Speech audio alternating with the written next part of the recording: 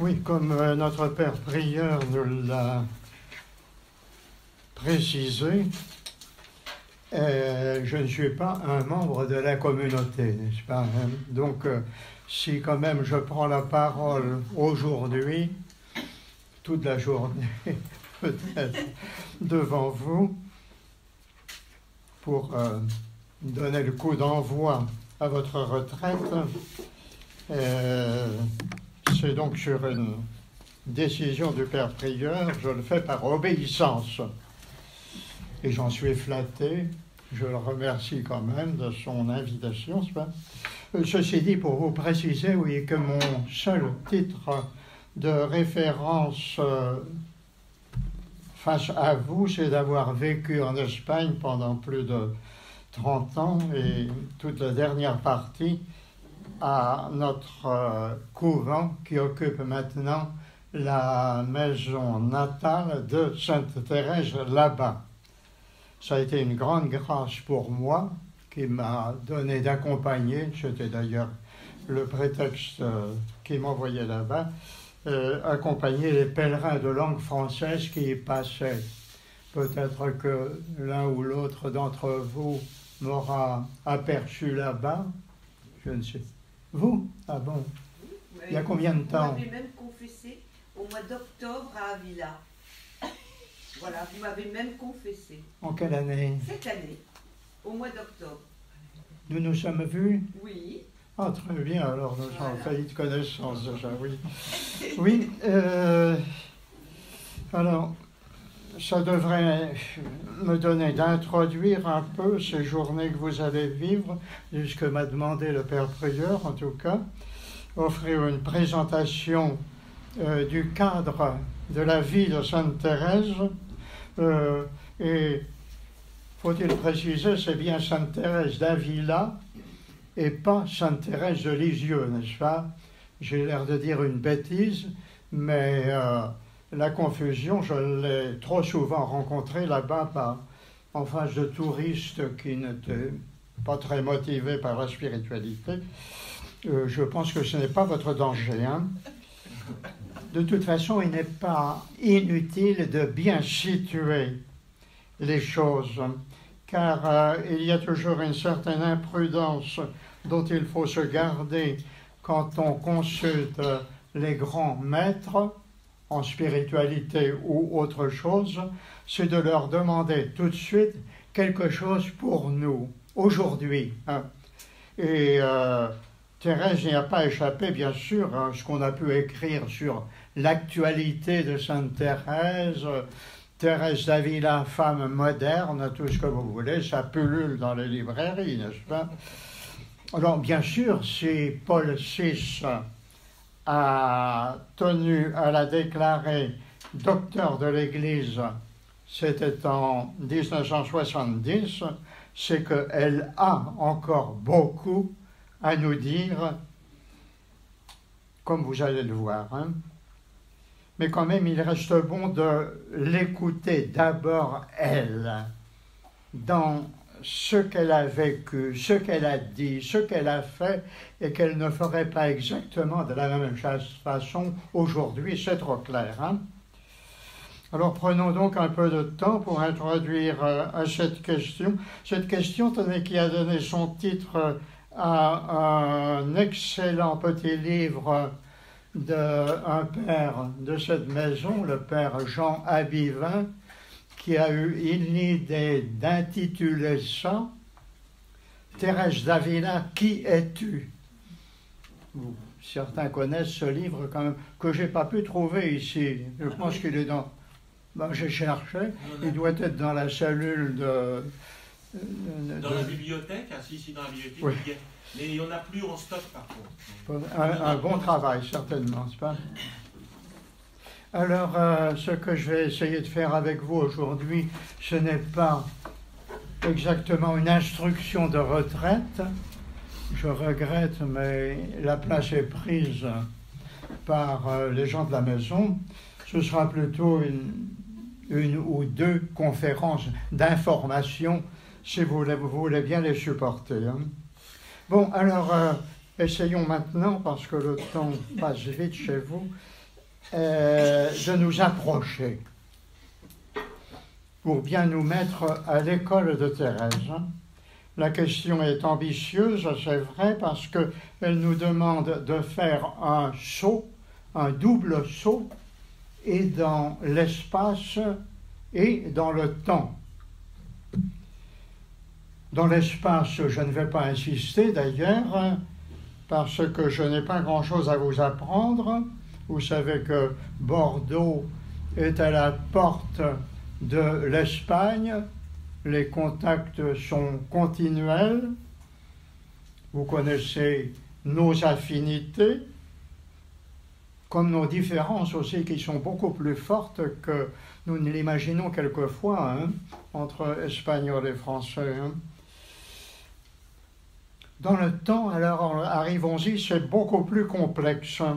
Il nous faut ici retarder nos montres de 4 siècles et demi ou à peu près, hein, et découvrir des situations parfois déroutantes pour nos esprits.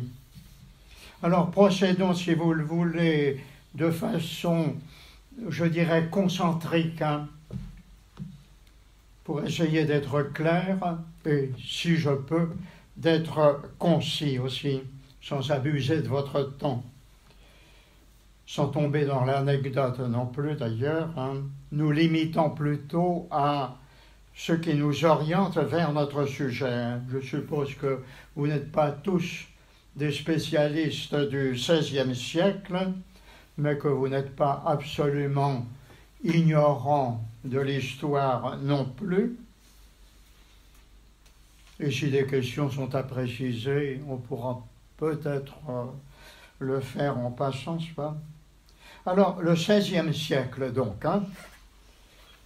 Commençons, si vous le voulez, par un petit coup d'œil sur le plus grand cercle.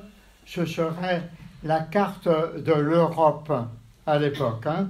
C'est un vrai fouillis.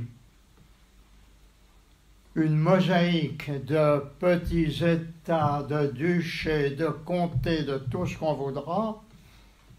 Il y avait bien un empereur, c'est vrai, qui était chargé de coordonner tout cela. Nous savons même que notre François Ier, pas le pape, hein, le roi François Ier de chez nous, aurait bien voulu la place, étant donné que ça s'obtenait par élection, mais il a eu en face de lui Charles Quint, qui n'a pas eu de mal à l'évincer, en 1519, chose dont il avait bien envie de se venger, mais il n'a pas réussi. D'ailleurs, François Ier était bien occupé à cette époque qui marque ce qu'on appelle dans l'histoire l'avènement des Habsbourg, de la maison d'Autriche, qui rêvait d'établir le Saint-Empire d'Occident, s'il vous plaît. Alors François Ier était préoccupé par autre chose. Il avait, eh bien, ces Bretons tenaient d'un côté, il venait d'hériter de la Bretagne, de son prédécesseur Louis XII, qui était marié à Anne de Bretagne, justement, et Anne avait d'abord été mariée à Charles VIII, n'est-ce pas? Elle devenait donc la reine, et puis la mère de la reine Claude, femme de François Ier. Et alors, que voulez-vous que je vous dise? Les Bretons ne sont pas toujours faciles à gouverner. Oui, je vous avoue ça parce que j'en suis, mais enfin, ça posait des problèmes.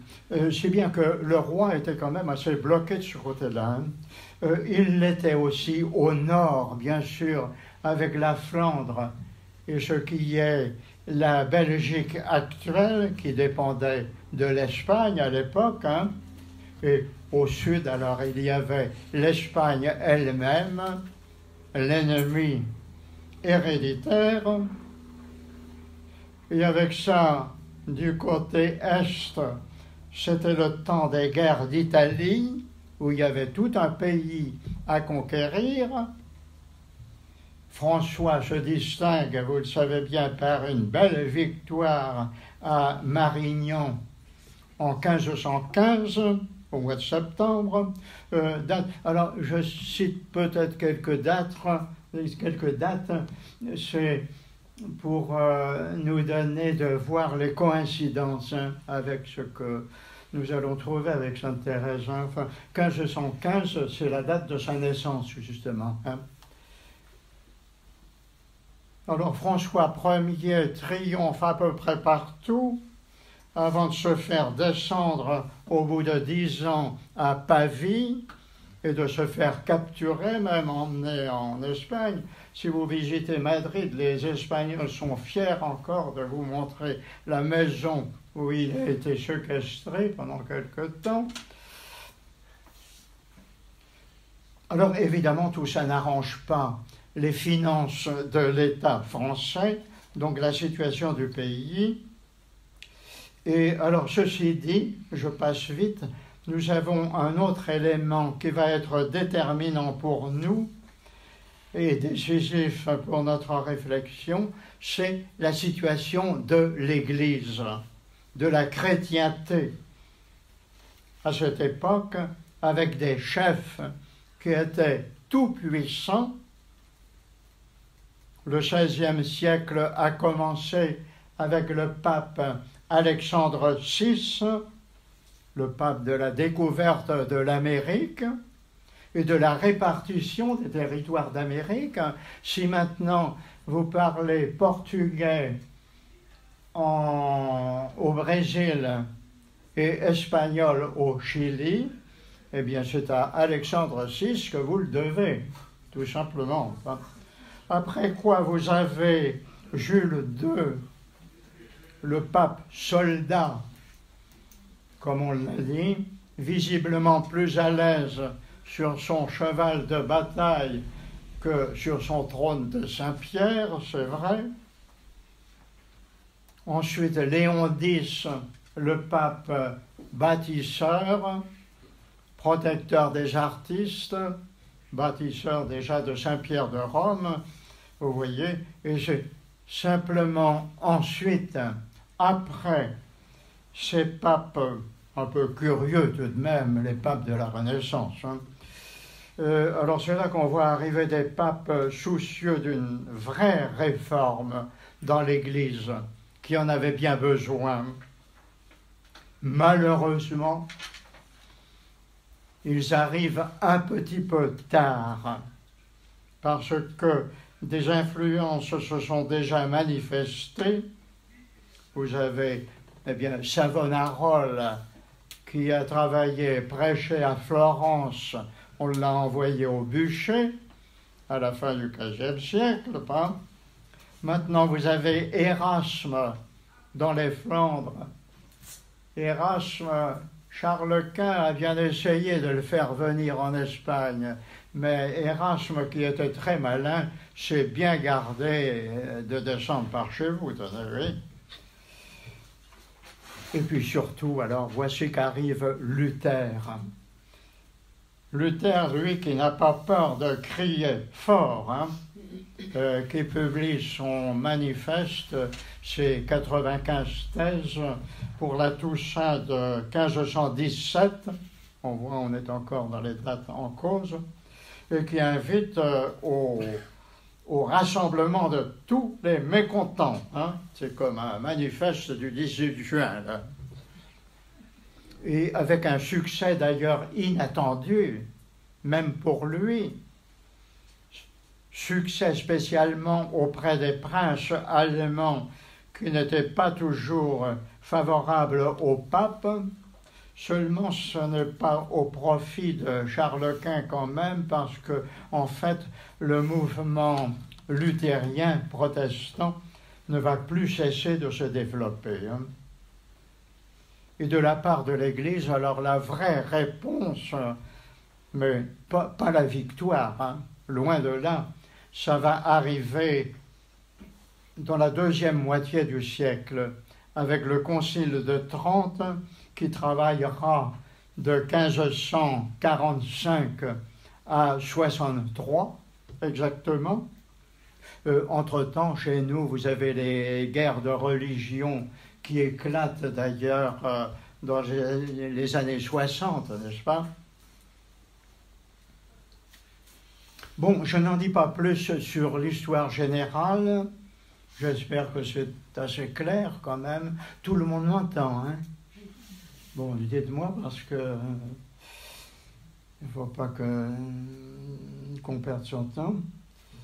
Alors maintenant, centrons-nous, pour préciser, sur le cas plus précis de l'Espagne, si vous le voulez. C'est peut-être un peu fastidieux, je le reconnais, mais c'est bien à cette époque que le rôle de l'Espagne devient prédominant dans l'histoire du monde, hein, et donc conditionnant. Ce XVIe siècle, c'est bien celui qu'on appelle le siècle d'or pour l'Espagne, avant que le XVIIe devienne le grand siècle pour la France. Alors, sur la vie politique et sociale, je ne vais pas insister non plus, c'est d'ailleurs assez simple, hein. La première moitié est occupée par Charles Quint jusqu'en 1556,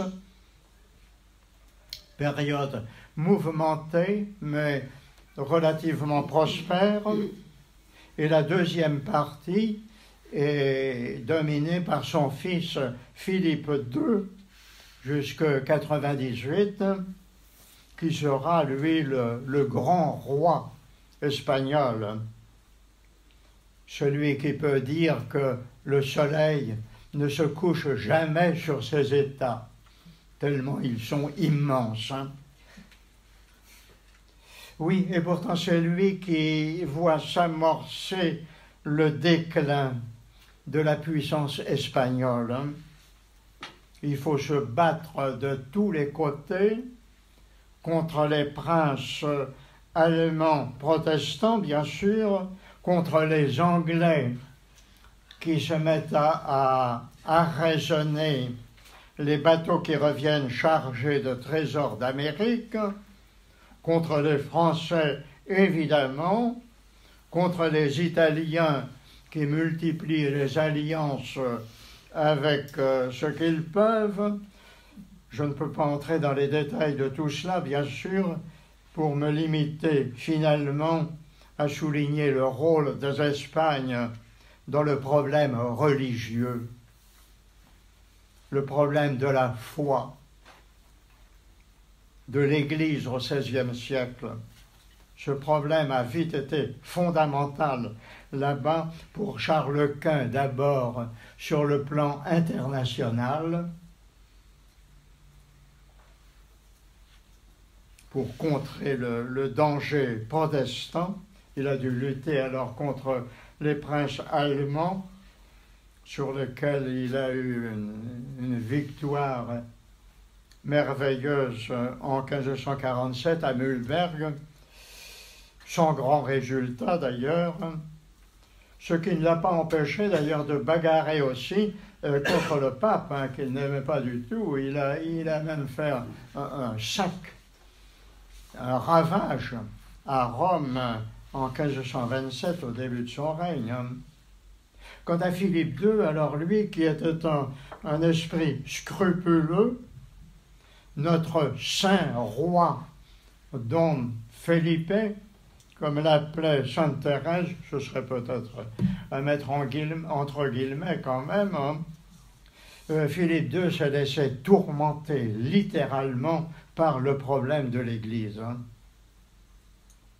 Mais on dirait l'Église ad intra, comme on a dit à Vatican II, c'est-à-dire l'Église en elle-même, pour elle-même, l'Église qu'il fallait avant tout protéger dans toute sa pureté.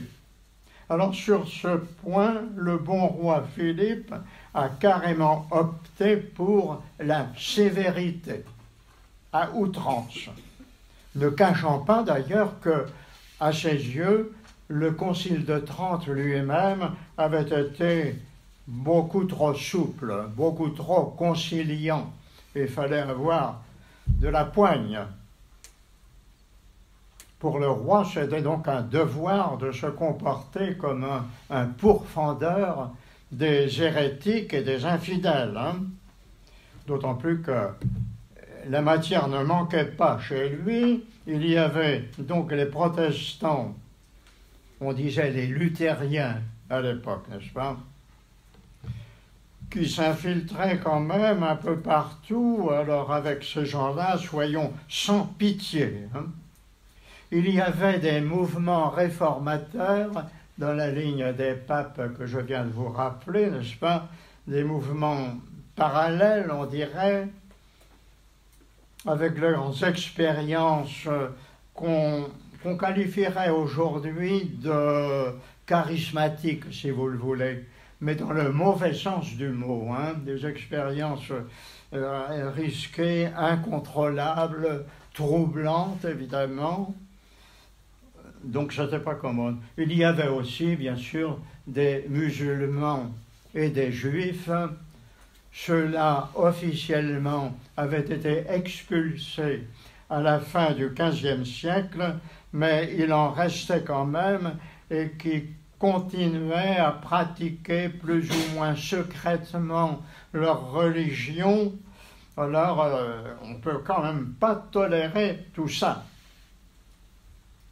Alors, par bonheur, oui, on pouvait profiter à l'époque d'une célèbre institution d'église qui avait passablement débordé de son rôle quand même, mais qui restait efficace, c'était l'Inquisition.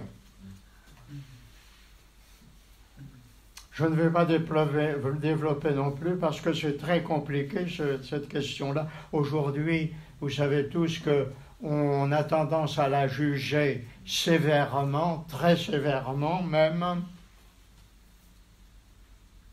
À l'époque, c'était beaucoup moins clair. Hein. Évidemment, tous ces auto-da-fé, comme on les appelait, avec des tortures, des exécutions capitales sur le bûcher dans les places publiques, ça a toujours été pénible pour des bons chrétiens, c'est trop clair. Hein. Mais beaucoup jugeaient, j'oserais dire, l'arbre à ses fruits, quitte à vivre eux-mêmes dans la crainte d'ailleurs. Hein, les bons chrétiens, ou ceux qui se croyaient tels, se trouvaient en sûreté dans leur foi. Sainte Thérèse elle-même, Thérèse qui a tremblé plusieurs fois, vous allez le voir peut-être, à la pensée d'être dénoncée à l'Inquisition, eh bien Thérèse disait, oui, c'est normal que je sois comme ça. Si je sentais que je suis en défaut, j'irais me dénoncer moi-même, demander une pénitence pour retrouver la paix. Le fait est qu'elle était très attentive aux décisions de l'autorité de l'Église et que finalement, quand elle s'est vue approuvée par Philippe II en personne, lui-même, ça a été une grande assurance pour elle. Hein. Bien, en voilà assez peut-être comme leçon ou comme rappel d'histoire. Allons maintenant, alors, si vous le voulez, chez Sainte Thérèse elle-même, hein, dans son Espagne, et au cœur de l'Espagne, dans sa Castille, qu'elle aimait beaucoup, et dans sa ville qui est donc Avila. Qu'est-ce que nous trouvons là? Ici, alors, notre cercle se resserre, vous le sentez bien, pour envelopper notre sainte. Eh bien là, il y a cette ville que nous n'allons pas non plus parcourir ensemble parce qu'elle est loin, et il faudrait du temps. Vieille ville moyenâgeuse à 100 km à l'ouest de Madrid. C'est comme une sorte de mamelon dans la montagne déjà, à une altitude de 1100 ou 1200 mètres. C'est entouré par une muraille, vous avez toutes vu des photos, au moins si vous n'avez pas vu la ville, une muraille magnifique, très bien conservée, de 2,5 km de longueur, s'il vous plaît, ce qui en fait une forteresse imprenable à l'époque, où on vient de terminer la reconquête sur les Arabes, n'est-ce pas? Et alors cette ville vit son siècle d'or aussi, littéralement, au XVIe siècle, avec des visites, même des séjours prolongés des rois Charles Quint et Philippe II. La ville la plus XVIe siècle de toutes les villes espagnoles, a-t-on pu écrire. Hein? Elle reste donc bien celle qu'on a appelée la ville des chevaliers, avec plusieurs maisons seigneuriales importantes, on en a encore quelques-unes, et surtout, alors j'y arrive, son immense couvent des pères dominicains qui garde le tombeau du prince Jean, Don Juan. Attention à ne pas confondre encore. Don Juan, je dis, le fils des rois catholiques, hein, à la fin du XVe siècle, Isabelle et Ferdinand. Hein. Et alors, Don Juan était donc normalement le fils héritier du trône d'Espagne, qui arrivait à s'unifier quand même peu à peu, je pense. Alors, il est mort très jeune, inhumé à Avila, oui, dans l'église des Dominicains, et il laisse le trône à sa petite sœur, bien sûr, qui va devenir la mère de Charles Quint, je pense que vous me suivez, mais que malheureusement, dans l'histoire, on appelle Jeanne la Folle. Peut-être un peu abusivement, d'après certains historiens modernes, mais enfin, la pauvre malheureuse, elle reste appelée comme ça. Alors ce même couvent était d'ailleurs à l'époque, on pourrait dire, le quartier général de l'Inquisition pour toute la région, grâce à l'impulsion, oui, il faudra dire la férule d'un certain père Thomas de Torquemada, mort à la fin du XVe, dont le tombeau est conservé, lui aussi, mais c'est dans la sacristie des Dominicains. Et, entre parenthèses, je vous dirais, si vous passez par là, ne demandez pas à le voir, hein, parce que ça ne plaît pas du tout aux pères dominicains, même d'aujourd'hui. Oui. Bref, c'est donc dans cette ville que nous trouvons, eh bien d'abord la famille de Sainte Thérèse, depuis pas longtemps d'ailleurs. Hein. C'est une famille venue de Tolède à la fin du XVe siècle, dans des circonstances difficiles du fait eh bien, que le grand-père, qui s'appelait Jean Sanchez, comme un bon espagnol, était un converti d'ascendance juive et qui continuait à pratiquer un peu trop sa religion juive en cachette plus ou moins, si bien qu'il finit par se faire attraper par l'Inquisition. Donc on lui fit son procès, on lui imposa une pénitence publique, s'il vous plaît, pour le réconcilier, si bien que sa réputation restait pratiquement irrécupérable, avec conséquence pour toute la famille, c'est que son commerce, un commerce dans les étoffes, semble-t-il, périclétait. Alors, qu'est-ce qu'il fait? Il déménage avec tout son monde pour s'installer à Avila, où il a du mal à se faire admettre, le pauvre. Alors, vous avez son fils, Alphonse, qui va devenir le père de Sainte Thérèse, donc, hein, qui prend les affaires en main, mais le pauvre, il n'est pas très doué pour les affaires, pour le commerce, et surtout, il est bien embêté pour se faire admettre dans la bonne société de Avila, à laquelle il aspire. Si bien que bientôt il faut affronter, engager même un procès. Un procès, on pourrait dire un procès en dignité humaine et chrétienne. Un procès dont les pièces principales ont été redécouvertes comme par occasion au siècle dernier, il y a 80 ans à peu près, qu'on a retrouvé ça à Valladolid. Alors, on peut en avoir quelques-unes maintenant qu'on voit au musée de la maison natale où j'ai vécu, je vous disais tout à l'heure, où nous avons un petit musée qui, soit dit en passant, vaut la peine d'être visité si vous passez par là. Hein.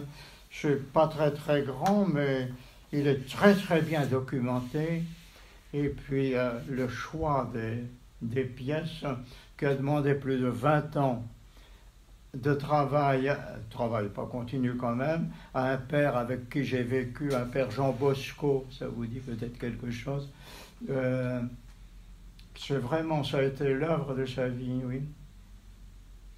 Alors ça vaut la peine, malheureusement les touristes passent en vitesse, il n'y en a pas tellement qui vont le voir. Nous avons eu, tenez, faut peut-être pas que je vous raconte trop d'histoires, mais celle-là quand même, il y a 1 an à peu près, j'étais là-bas parce qu'on m'avait demandé un coup de main, si j'ose dire, pour l'année sainte qu'on vivait l'année dernière.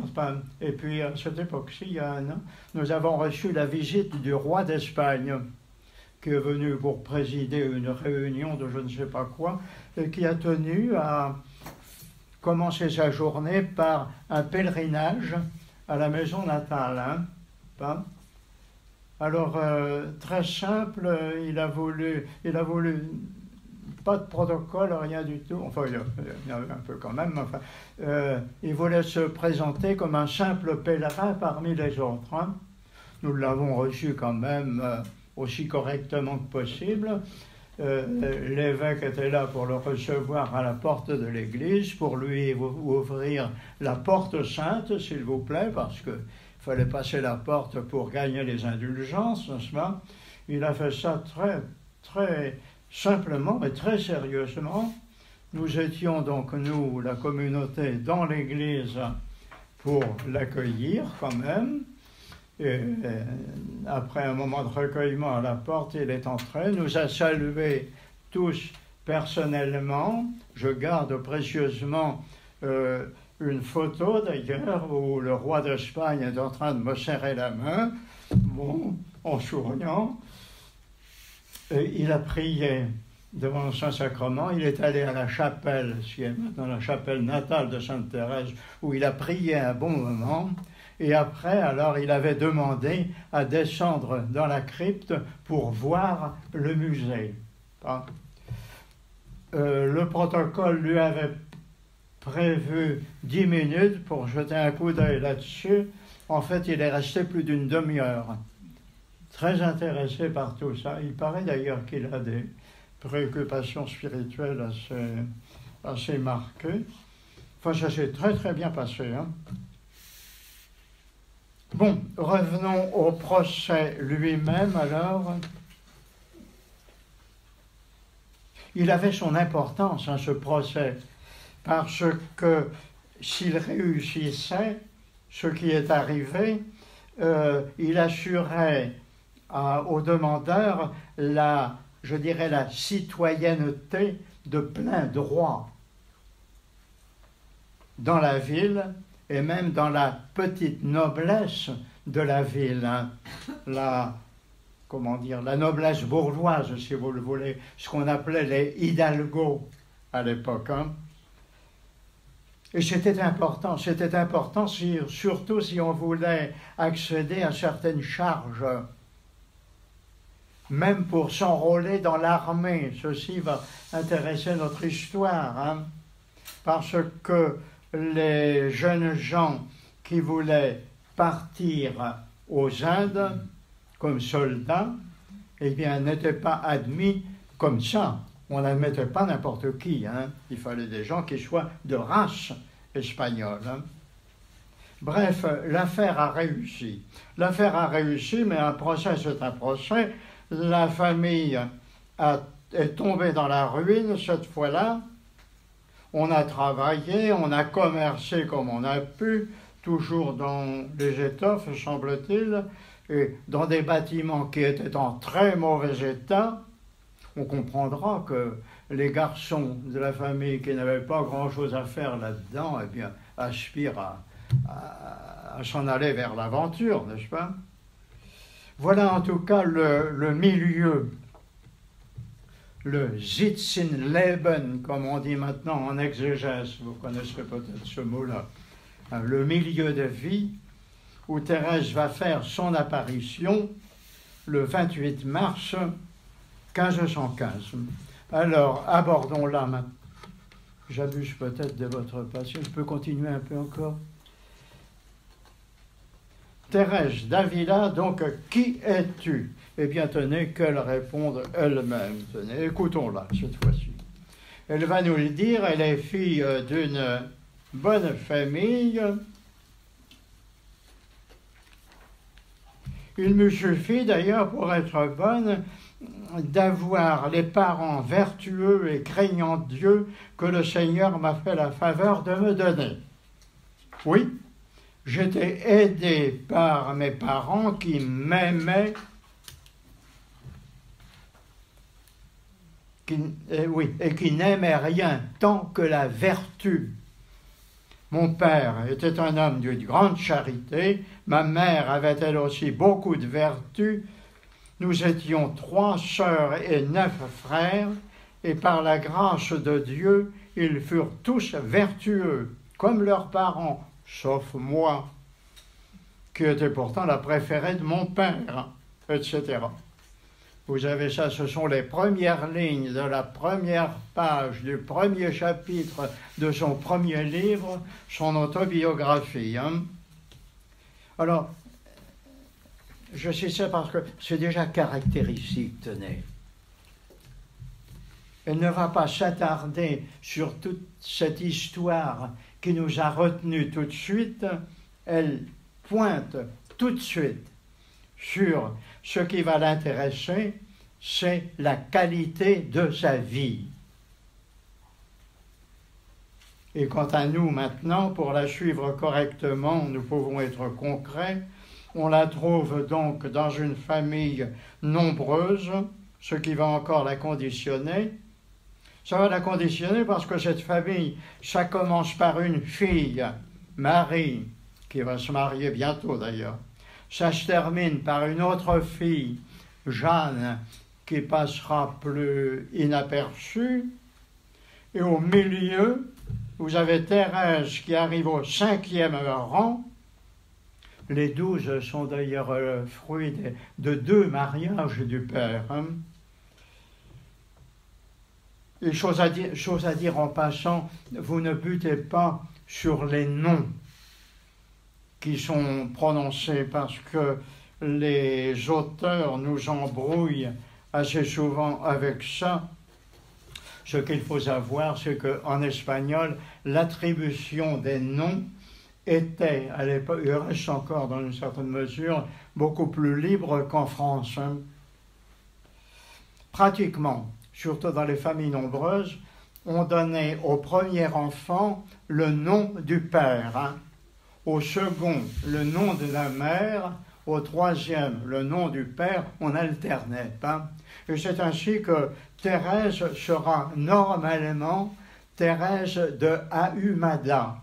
C'est le nom de sa mère, et pas celui de son père qui était un Cepeda, s'est accordé à pas mal de ses frères, à la moitié de ses frères. Alors, à Avila commence donc une vie qui, chronologiquement, va comporter 3 parties, sachons-le tout de suite. La première, à la maison natale, où elle passe son enfance et sa jeunesse, c'est-à-dire 20 ans. la deuxième au monastère des Carmélites de l'Incarnation, où elle restera 27 ans. C'est là que vous aurez son ascension spirituelle qui va nous guider ce jour-ci, vous guider ce jour-ci. Et la troisième, alors marquée par sa mission de fondatrice pendant 20 ans. Alors 20 plus 27 plus 20, ça doit faire 67, si je sais encore compter. Hein. Le compte est bon.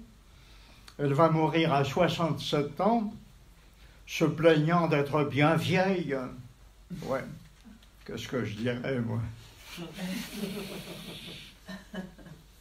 Alors, c'est une division.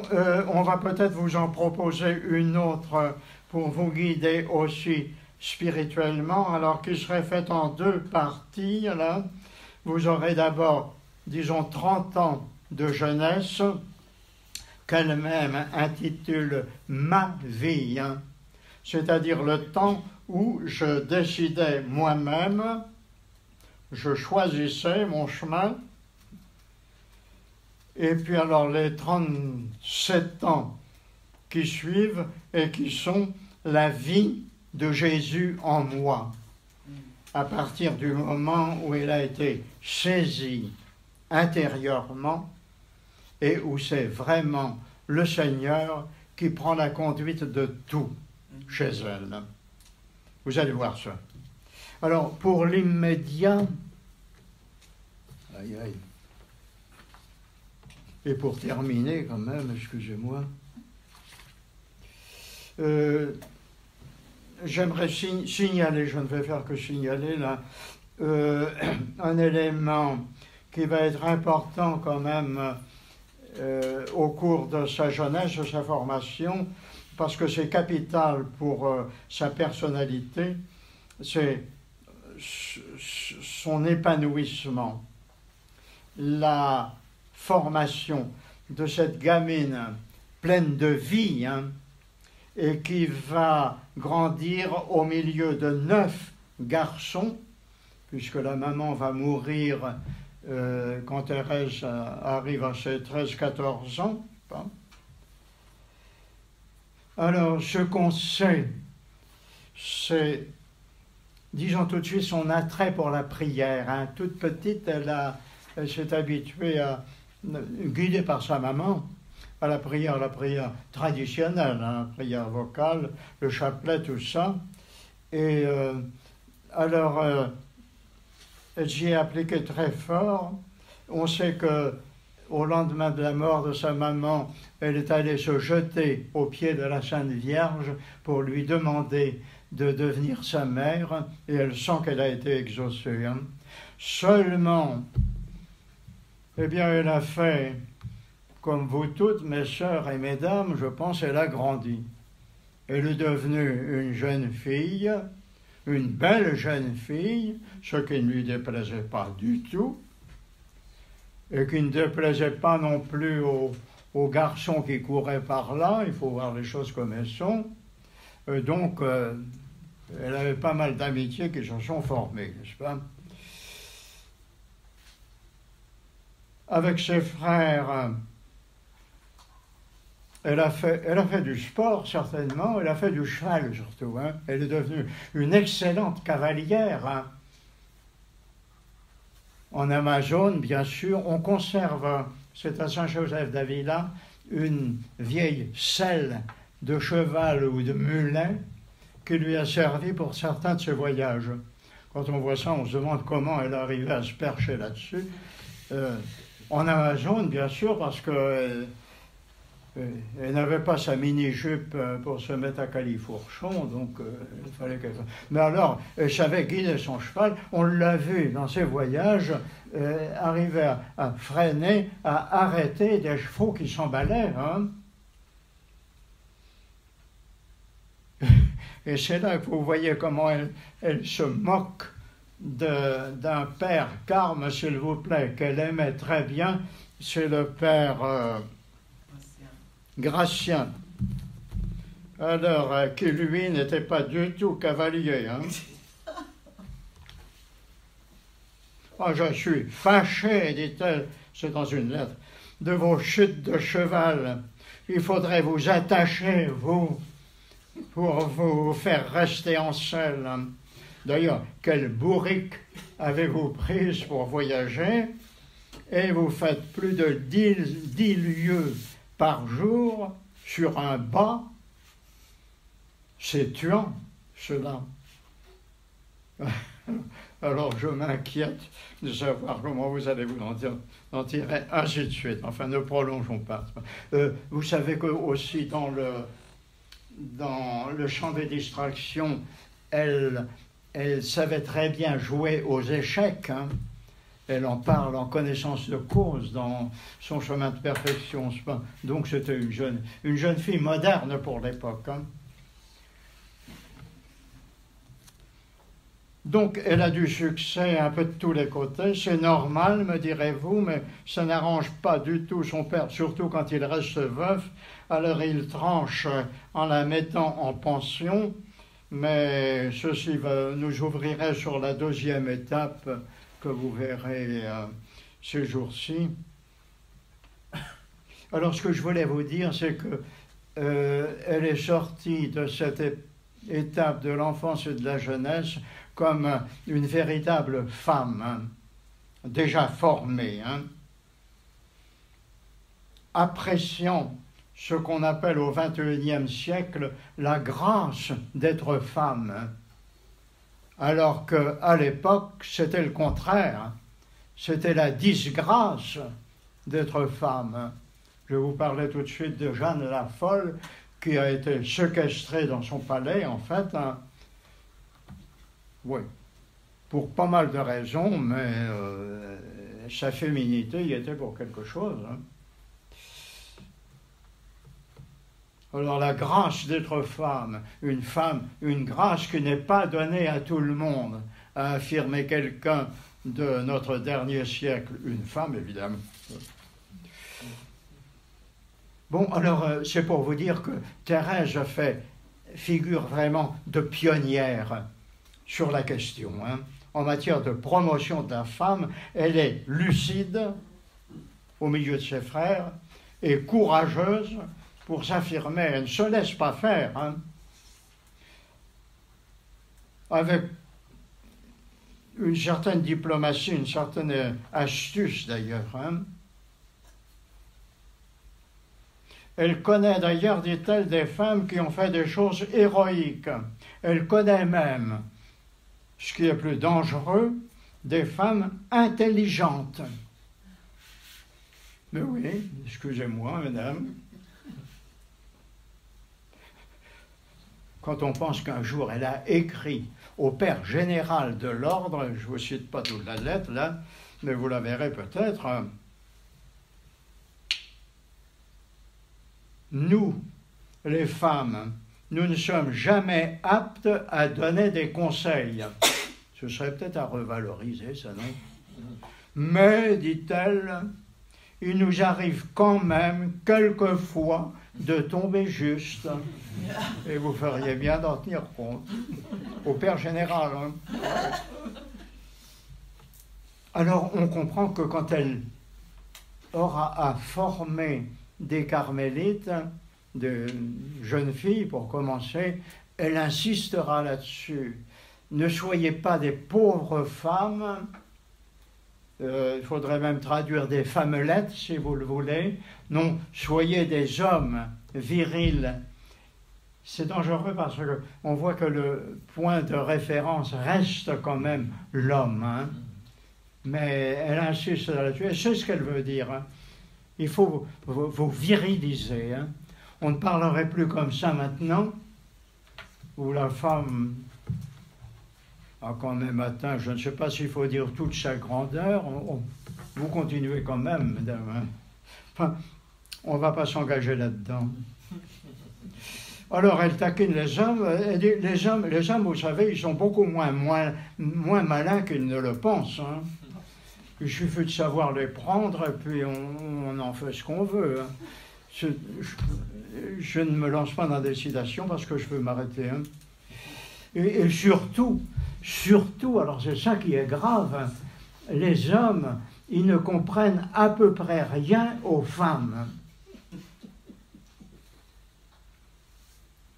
Vous avez une lettre terrible, j'allais vous la citer, à son père Mariano, un bon carme, pour lui dire, vous croyez connaître les femmes, hein? Vous le dites, vous le répétez, mais regardez, vous les avez confessées pendant des années et vous vous rendez compte que vous n'avez rien compris. Elle ajoute même astucieusement, c'est que les femmes ne se comprennent pas très bien elles-mêmes, alors comment voudriez-vous en venir à vous, hein? On ne mâche pas ces mots, hein, franchement, oui. Oui, eh bien, moi qui confesse des femmes aussi, depuis bientôt 70 ans maintenant, eh bien, je vous confesse humblement que je ne dirai pas le contraire, hein. Et ça, ce serait peut-être un problème pour aujourd'hui, je ne sais pas. Un homme n'est pas une femme. Que voulez-vous? En tout cas, c'est sur cela qu'elle se base pour en arriver à ce qu'elle veut faire passer, plutôt que de devenir des garçons manqués, que les femmes s'évertuent de devenir des femmes réussies. Alors, égalité, bien sûr, on ne la demandera jamais assez, mais uniformité, nivellement, confusion, alors ça, absolument pas. Que les femmes soient des femmes et les hommes des hommes, et c'est ça qui leur permet d'être complémentaires. Bon, c'est peut-être pas très spirituel ce que je vous dis là, mais c'est quand même une base évangélique d'ailleurs, hein, parce que dans l'évangile vous avez ça, si vous voulez bâtir quelque chose, si vous voulez vous lancer dans une entreprise, il est bon de commencer par réfléchir et savoir avec quoi vous allez le faire, hein. Bon, sur ce, je vais vous laisser.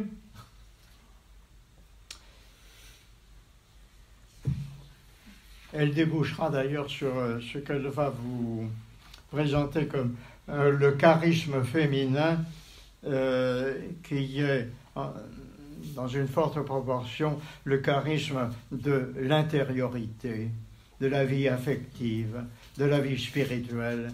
Alors là, vous avez le champ ouvert, mais qui va être ouvert pour vos bons prédicateurs de ces jours-ci. Donc, c'est à eux que je laisse la parole sur ce point, avant de retrouver, peut-être si vous le voulez cet après-midi, Thérèse dans la succession de sa vie, n'est-ce pas?